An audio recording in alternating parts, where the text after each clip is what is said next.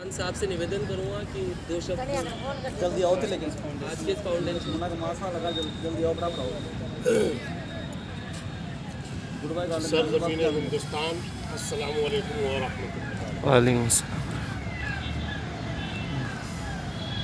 आज सीकर रोड के नींदड़ इलाके के शादी हॉल में हम लोग हाजिर हुए हैं। हाजिर होने का मकसद ये है कि कंबल उन लोगों तक पहुंचाना जो इसके हकीकी ज़रूरतमंद है।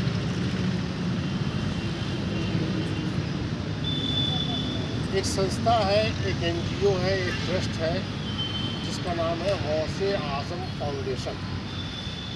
क्या नाम है? गौसे आज़म फाउंडेशन, जिसको शॉर्ट में GAF कहा जाता है। GAF के बीच में से ये हटा दिया जाए तो वो तो करीब करीब सबको मुयसर हो ही जाता है लाइफ में, लेकिन G और F के बीच में A आ जाए तो इसमें गरीबों का काम हो जाता है। GAF गौसे आज़म फाउंडेशन, इसके बारे में थोड़ा सा मैं प्रकाश डाल दूँ, रोशनी डाल दूँ, ताकि आपको भी भली भांति मालूम हो जाए। बहुत कम वक्त दूंगा आपको, क्योंकि हमारे एक बिग ब्रदर की डायरी में लिखा देखा था, the time is gold, don't frighten it away. समय बड़ा बलवान है, कृपया इसे बर्बाद ना करें। और हमने फारसी ज़बान में पढ़ा था, वक्त रा ज़ाये मकुन, वक्त को बर्बाद ना करें। तो बहुत कम वक्तों में आपको गौसे आज़म फाउंडेशन के बारे में बताना चाहता हूँ। What is the objective of Ghause Azam foundation? Ghause Azam foundation का मुख्य उद्देश्य क्या है, इसको आप सुनेंगे तो आपका दिल खुश होगा, आप प्रसन्न हो जाएंगे, आपकी तबीयत बाग बाग हो जाएगी। हमारे पूर्व रिटायर DSP साहब भी मौजूद हैं, साहब जी मौजूद हैं, हमारे जनाब डॉक्टर दशरथ हिनूनिया जो मेरे बड़े अच्छे दोस्तों में से हैं, इधर जनाब सैयद साले मोहम्मद साहब हैं। बाकी जिन लोगों का नाम नहीं जानता उनसे मैं क्षमा चाहता हूँ, माज़रत चाहता हूँ। इनमें से अक्सर लोग गौसे आज़म फाउंडेशन के बारे में जानते हैं, लेकिन आपको जानना ज़रूरी है, आपको जानना ज़रूरी है। आज हमारे देश में रैली हो या रैला हो, टीवी चैनल हो या अखबार हो या फिर सोशल मीडिया का प्लेटफॉर्म हो, चाहे व्हाट्सएप हो, ट्विटर हो, फेसबुक हो, इंस्टाग्राम हो, एग्जेक्ट्रा एग्जेक्ट्रा, इन जगहों पर कुछ ऐसे असामाजिक लोग जो मानसिक रोगी होते हैं, जिनका दिमाग शैतान की तरह चलता है, वो आए दिन हमारे देश के सूफी संतों के खिलाफ, महापुरुषों के खिलाफ, धर्म विशेष के खिलाफ, मज़हब विशेष के खिलाफ अनाप शनाप आपत्तिजनक पोस्ट करते हैं, आपत्तिजनक बयान देते हैं, आपत्तिजनक टिप्पणियां करते हैं, जो हमारा आपसी भाईचारा है उसे बिगाड़ने की पूरी कोशिश करते हैं। कभी आपके समुदाय के देवी देवताओं पर आपत्तिजनक टिप्पणी करते हैं, कभी हमारे मज़हब के बारे में उल्टा सीधा टिप्पणी करते हैं। जो पूरी दुनिया के लिए रहमत बनकर आए, जो नबी, जो सारे संसार के लिए कृपालु बनकर आए, दयालु बनकर आए, हज़रत मोहम्मद सल्लल्लाहु अलैहि वसल्लम, कभी उनकी शान में आपत्तिजनक गुस्ताखी, कभी उनके सहाबा की शान में गुस्ताखी, कभी नमाज, कभी कुरान, कभी हज, कभी ज़कात, कभी रमज़ान, कभी मस्जिद, कभी मदरसा की शान में गुस्ताखी। ये आए दिन चलता रहता है। आप लोगों को पता होगा, मीडिया से जुड़े हुए लोग हैं आप लोग, आप भली भांति जानते होंगे इन बातों को। देश की जनता इन बातों को सुनकर तड़प उठती है, बेचैन हो जाती है, परेशान हो जाती है। इसका इलाज कैसे होगा?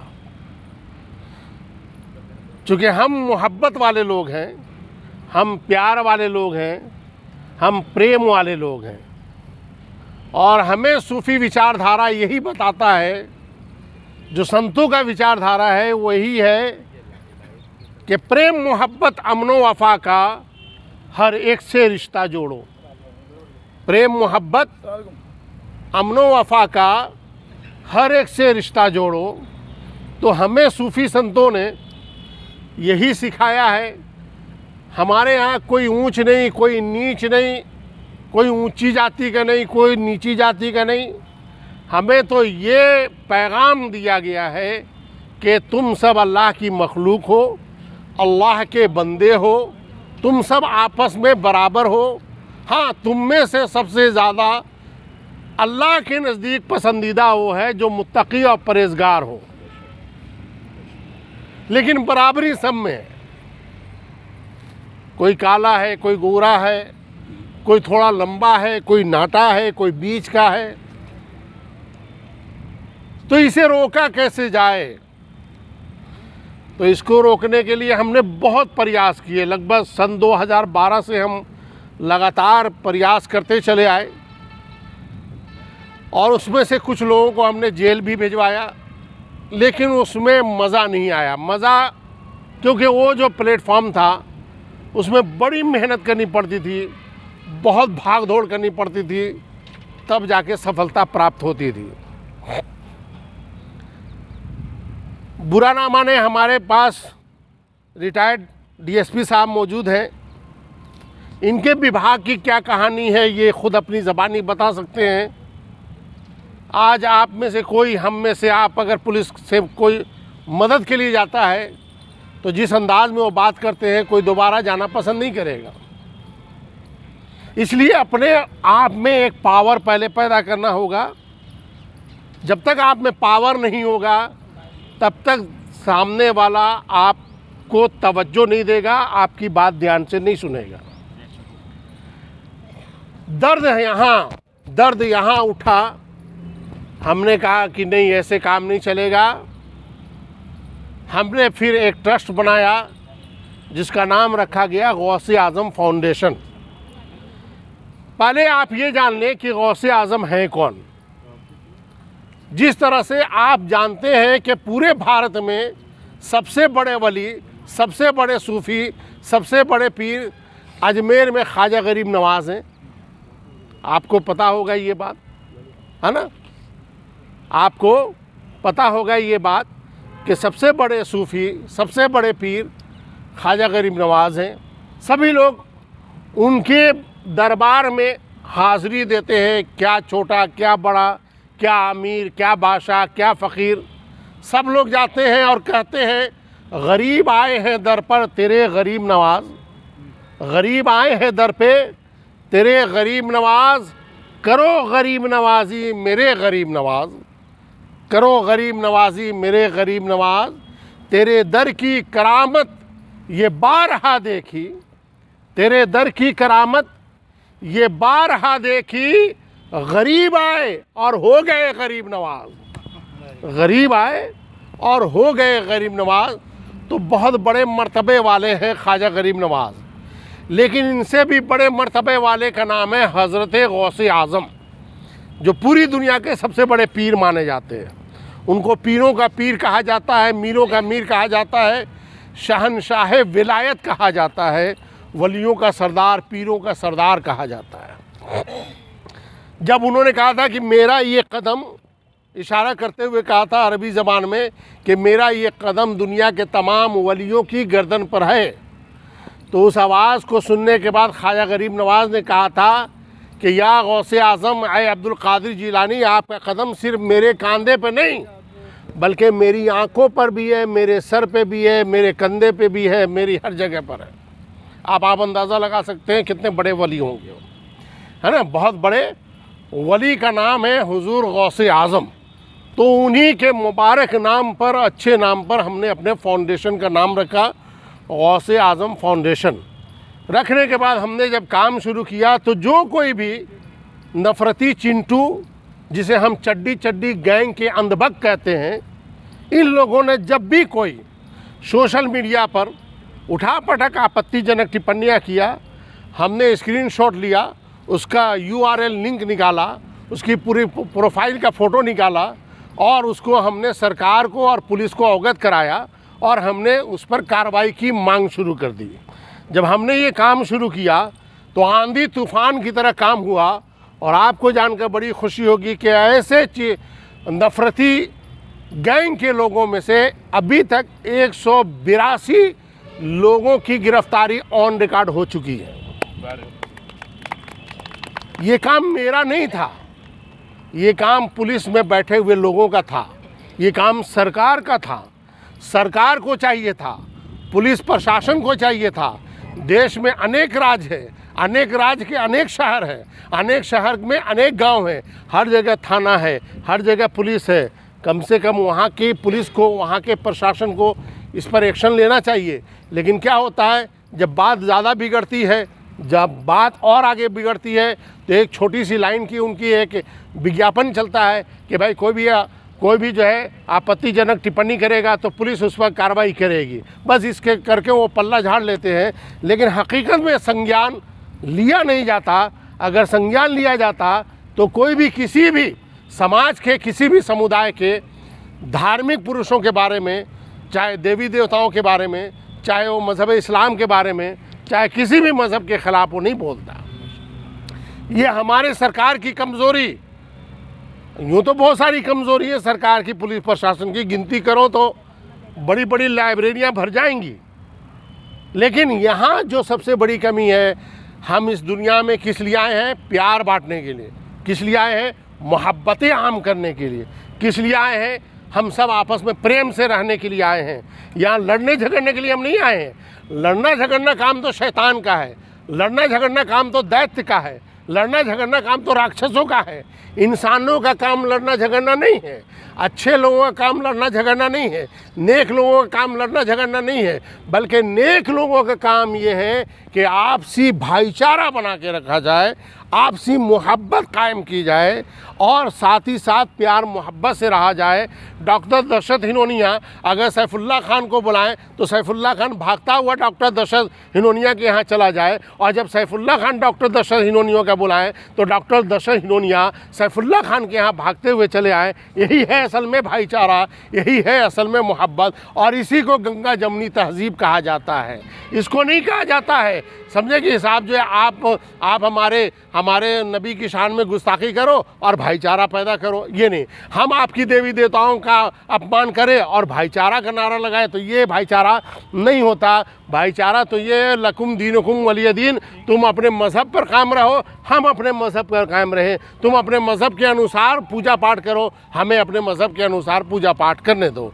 तो अभी हमने 182 लोगों की गिरफ़्तारी करवाई है, जिसमें से एक गिरफ़्तारी बहुत तेज़ी से हो सकता है आप लोगों को भी पता चली हो। पुष्कर में एक आतंकी साधु ने खड़े होकर ख्वाजा गरीब नवाज़ की शान में आपत्तिजनक टिप्पणी की थी, ध्यान होगा आप लोगों को। हमने हाथों हाथ, रात में मेरे पास वीडियो आए, हमने सुबह में जाके फटाफट हमारी टीम ने थाने में जाकर FIR दर्ज कराया। दूसरे दिन पता चला कि हमें कुछ नहीं पता वो बंदा कहाँ का है, क्या है। हमने साफ लफ्ज़ों में कहा प्रशासन को कि साहब हम सोशल मीडिया देख रहे थे अपने घर में बैठकर, हमें इस तरह का आपत्तिजनक जो है टिप्पणी हमें नज़र आई जो हमारे ख्वाजा साहब की शान में है। करोड़ों लोग उनके अक़ीदतमंद हैं, श्रद्धालु हैं, चाहने वाले हैं, आप इसकी गिरफ्तारी करें। उन्होंने कहा साहब हमें पता नहीं कौन है। हमने कहा ये काम पुलिस का है, हमारा काम नहीं है। साहब दूसरे दिन अखबार में जो है खबर आई कि साहब पुलिस ने पता कर लिया, इसका नाम ये सरस्वती है, ये साधु है, ये मुंबई का रहने वाला है, इसका आश्रम चलता है। मुझे बताओ साहब, एक आश्रम में बैठा हुआ आदमी जो अपने आप को साधु कहता है वो इस तरह के आपत्तिजनक बात करे तो क्या आप उसे साधु मानोगे या गुंडा मानोगे? आप उसे साधु मानोगे या आतंकी मानोगे? आप उसे साधु मानोगे? हरगिज़ नहीं हम उसे साधु मान सकते हैं। ये हमारे समुदाय को बदनाम करने वाले साधु लोग हैं, ये हमारे मज़हब को, हमारे धर्म को बदनाम करने वाले साधु लोग हैं। पता ये चला कि फ़ौरन अजमेर से पुलिस जो है रवाना हुई मुंबई के लिए और उसका क्रियाकलाप किया जा रहा है। तो ये बहुत बड़ी कामयाबी है। इसके लिए हमने एक नारा दिया है कि आपको घर से निकलना होगा। पुलिस आपकी मदद नहीं करेगी, सरकार आपकी मदद नहीं करेगी। आज ज़माना है गुलामी छोड़ो हक छीनो। आज नारा है गुलामी छोड़ो हक छीनो। जब तक आप इनके पास नहीं जाएंगे और जब तक आप इनके पीछे नहीं लगेंगे, ये काम करने वाले लोग नहीं हैं। ये 40-50 हज़ार, 60 हज़ार, 70 हज़ार, लाख रुपया अपनी जेब में डालते हैं, फिर भी नीचे से लेना इनको ज़्यादा अच्छा लगता है। ऊपर से आए तो ठीक नहीं, तो नीचे वाला इनको ज़्यादा पसंद है। हम पूछना चाहेंगे क्या ऐसे लोग जो नीचे से माल लेने वाले लोग हैं उनसे आप किसी ईमानदारी की उम्मीद कर सकते हैं? किसी ईमानदारी की उम्मीद नहीं कर सकते हैं। हम और आप लोग बड़ी मेहनत से कमाते हैं, हम टैक्स देते हैं। अभी किसी ने कहा कि साहब हम पैसे वाले नहीं, हम टैक्स कहाँ देते हैं? अरे साहब आप जो चावल खरीदते हो ना, उसी बहाने आपका टैक्स गवर्नमेंट में जाता है। आप जो नमक खरीदते हो, आप जो साबुन खरीदते हो, आप जो दाल खरीदते हो, आप जो चावल खरीदते हो, आप जो आटा खरीदते हो, जो पैकिंग सिस्टम होता है जिसमें MRP लिखा रहता है, उसी बहाने आपका भी टैक्स जाता है। और मैं आपको बता रहा हूं, अगर अनुमान देखा जाए तो भारत का हर बंदा 40 लाख से भी ज़्यादा रुपये का मालिक है आज की तारीख में भारत सरकार की तरफ से। लेकिन ये सब बात लोग नहीं समझ पाते। वही समझते हैं साहब 10 लाख रुपया, 8 लाख रुपया कमाएंगे तभी टैक्स दे पाएंगे। नहीं, आप भी टैक्स देते हैं। एक जो घर में झाड़ू बनाने वाला कोई आदमी है या औरत है, वो जब मार्केट से अगर वो आटा का कट्टा लेके आती है तो वो भी किसी ना किसी बहाने टैक्स चुकाती है। आप देखेंगे उसमें लिखा रहता है, सब कुछ लिखा रहता है, आपको पता चलेगा। तो हम टैक्स देने वाले लोग हैं। हम इस देश को लूटने वाले लोगों में से नहीं है, बल्कि हम इस देश को किसी न किसी बहाने मदद पहुंचाकर देश को महान बनाने वाले लोगों में से हैं। तो पहला ऑब्जेक्टिव तो क्लियर हो गया, आपको समझ में बात आ गई कि साहब जो है कोई भी आपत्तिजनक टिप्पणी करेगा तो उसके खिलाफ गौसे आजम फाउंडेशन जो है आगे बढ़ेगा। नामुसे इस्लाम, नामुसे रिसालत, नामुसे सहाबा, नामुसे औलिया, नामुसे मसाजिद, नामुसे मदारिस पर पहरा देगा और जम कर देगा। और अभी तक हम पहरा देते चले आ रहे हैं। दूसरी ख़ास बात मैं बता रहा हूँ कि देश में प्यार की गंगा बहे, ये हमारा मिशन है इस फाउंडेशन का। आज नफ़रत कितनी पैदा हो गई है, नफ़रतों के सौदागर कितने पैदा हो गए आप देखते होंगे, बहुत सारे। और हम इस मिशन में काम कर रहे हैं, बहुत तेज़ी से काम हो रहा है। आपने देखा होगा अभी कुछ समय से, आज से करीब 3 महीने पहले आप देखें टीवी चैनल पे लोग कुत्ते की तरह भौंका करते थे, लोग उठा पटक बातें करते थे, किसी की इज्जत नहीं समझते थे, जिसकी चाहते थे उसकी इज्जत नीलाम कर देते थे। फेसबुक पे देखिए, सोशल मीडिया पे देखिए, आए दिन उठा पटक हो रहा था। लेकिन अभी 3 महीने से कंट्रोल नज़र आ रहा होगा। आप सोच रहे होंगे कि यार पहले जैसा मामला क्यों नज़र नहीं आ रहा है। हमने किसी भी अंधभक्त को नहीं छोड़ा साहब। तकरीबन 1000 के आसपास हमने केस फाइल किया है अभी तक, मैं बता दे रहा हूँ, जिसमें 182 लोगों की गिरफ्तारी हुई है। अब आप अंदाज़ा लगाएं कि क्या इतना बड़ा काम ऐसे ही हो जाएगा? ऐसे नहीं होगा। निकलना पड़ेगा, दिमाग लगाना पड़ेगा, सोर्स पैदा करना होगा, लिखना पड़ेगा, कलम चलाना पड़ेगा, ज़बान हिलानी पड़ेगी, घर से निकलना होगा और सरकार को जगाना होगा। चूँकि ये तो अंधी बहरी लंगड़ी लूली सरकार कल भी थी, आज भी है, और शायद हमारे जैसे अगर बेहिस लोग रहेंगे, अगर हम नहीं जागे तो आने वाले वक्त में भी ये सरकार ऐसी ही रहेगी। इसलिए हमें जागना है और सामने वाले को भी जगाना है। अपने भाइयों को जगाने का काम कीजिए, घरों से निकलने का काम कीजिए। ये इनकलाब जिंदाबाद का नारा अब फिर से लगाने का वक्त आ गया है। आपसी भाईचारा को पैदा करने का वक्त फिर से आ गया है। ये लंगड़ी, अंधी, बहरी, गूंगी सरकार है, ये आपकी बात को नहीं सुनेगी जब तक आप इनका मतलब जो है ना अच्छी तरह ऑपरेशन ना करेंगे। बल्कि पोस्टमार्टम करने का वक्त आ गया है। पोस्टमार्टम करें तभी ये सरकार जागेगी, तभी ये प्रशासन जागेगा, वरना कुछ नहीं होने वाला है। आप देखें, बिल्कुल ठंडा पड़ा हुआ है। कभी कोई बोलता है मैं दीपक चौरसिया को नहीं छोड़ता, मैं अमीश देवगन को नहीं छोड़ता, मैं रजत शर्मा को नहीं छोड़ता, मैं रूबिका लियाकत को नहीं छोड़ता, मैं सुधीर चौधरी को नहीं छोड़ता, मैं जो है आपके क्या नाम है उसका रोहित सरदाना को नहीं छोड़ता। ये जितने भी जो मतलब जो है अजीबो गरीब मतलब दूसरे जगह के ये लोग जो आए हुए प्रजाति के लोग हैं, इनको मैं नहीं छोड़ता हूँ और इनको ज़बरदस्त जवाब देता रहता हूँ। आए दिन मेरी भिड़ंत होती रहती है। कहने का मतलब ये है प्यारे, आपने आज से बरसों पहले एक डायलॉग सुना होगा, जो डर गया सो समझो मर गया। तो ये डायलॉग हकीकत में हम पर फिर बैठ गया है कि हम डर चुके हैं। तो जब हम डर गए हैं तो हम मर गए हैं। तो हमें डरना नहीं है बेचारे प्यारे, बेखौफ होकर रहे। डॉक्टर अंबेडकर साहब ने जो हमें कानून दिया है, जो हमें संविधान दिया है, उसमें तो बार बार ही इशारे में नहीं बल्कि खुल के बताया जा रहा है कि ग़ुलामी छोड़ो हक छीनो, ग़ुलामी छोड़ो हक छीनो। और हम हक छीनने के लिए आगे आ चुके हैं। गौसे आज़म फाउंडेशन जो है आगे आ रहा है। ये हमारा दूसरा ऑब्जेक्टिव था। तीसरा ऑब्जेक्टिव मीन्स मकसद, यानी इसका उद्देश्य क्या है वो मैं बता रहा हूँ। तीसरा जो मेन उद्देश्य है हमारा वो है खिदमत खल्क। खिदमत खल्क हम उर्दू में बोलते हैं, यानी समाज सेवा करना। अल्लाह की जो मखलूक है, जो हकीकी ज़रूरतमंद है, जिसको दवाइयों की ज़रूरत है, जिसको सर्दी में कंबल की ज़रूरत है, जिसको खाने की ज़रूरत है, जिसको और किसी चीज़ की ज़रूरत है, उसके लिए हम मदद कर रहे हैं। लेकिन इस मदद को करने के लिए हमारे पास कोई बाहर से या अंदर से फंड नहीं आता है। इसके लिए 2, 4, 5, 10 लोग हम लोग हैं जो अपना अपना हिस्सा निकालते हैं और उसी हिस्से से हम लोग ये काम कर रहे हैं और इस काम को बड़ी तेज़ी से आगे बढ़ाते जा रहे हैं। आप जानकर बड़ी खुशी होगी कि आज पूरे भारत में 12-13 स्टेट हैं जहां पे गौसे आज़म फाउंडेशन का ब्रांच खुल चुका है और वहां पर भी गरीबों की मदद की जा रही है। आप डॉक्टर साहब देखते रहते हैं सोशल मीडिया पे, इनको पता है सब कुछ। इनको आप देखेंगे 12-13 स्टेट हैं जहाँ पे ऑलरेडी काम हो रहा है और बड़ी देर। लेकिन हम किसी से नहीं लेते, ना तो सरकार से लेते, ना किसी पूंजीपति से लेते। भाई हमने 100 रुपया कमाया, 80 रुपया हमने अपने बच्चों के लिए रख दिया, 20 रुपया हमने उठा के गरीबों के लिए उसी वक्त निकाल दिया। हमने एक नया तरीका बनाया है। तरीका ये बनाया, 100 रुपया हमने कमाया, ये 80 रुपया हमारे परिवार के लिए और ये 20 रुपया हमारे गरीब भाइयों के लिए जो इसके हकीकी ज़रूरतमंद है। तो ये 20-20 रुपया निकलता गया, 80-80 रुपया इधर तक निकलता गया। ये 20-20 हो के 100 हुआ, 200 हुआ, 500 हुआ, 1000 हुआ। हमने जो है फंड में जमा कर दिया कि भाई अब आपको काम करना है। तो हमने ये काम किया और आज 14 स्टेट पे जो है काम हो रहा है। 12, 13, 14 मैं नाम भी बता देता हूँ जो मुझे याद है। राजस्थान है, दिल्ली है, आंध्र प्रदेश है, आपका कर्नाटक है, आपका तेलंगाना है, आपका उत्तर प्रदेश है, बिहार है, महाराष्ट्र है, असम है, वेस्ट बंगाल है, वगैरह वगैरह। इन जगहों पे ज़बरदस्त तरीके से काम हो रहा है। और साथ ही साथ एक खुशखबरी और भी मैं बता दे रहा हूँ कि बहुत सारी कमेटी बनती है, बहुत सारी संस्था मिलती है, लेकिन कभी कोई मुख्यमंत्री उसको प्रशंसा पत्र जारी नहीं करता है ना। आपने नहीं सुना होगा, मैंने तो कभी नहीं सुना, हो सकता आपने सुना हो। हमारे इस फाउंडेशन को राजस्थान के मुख्यमंत्री श्री अशोक गहलोत जी ने प्रशंसा पत्र भी जारी किया है और हम लोगों को ढेरों बधाइयाँ भी दिया है।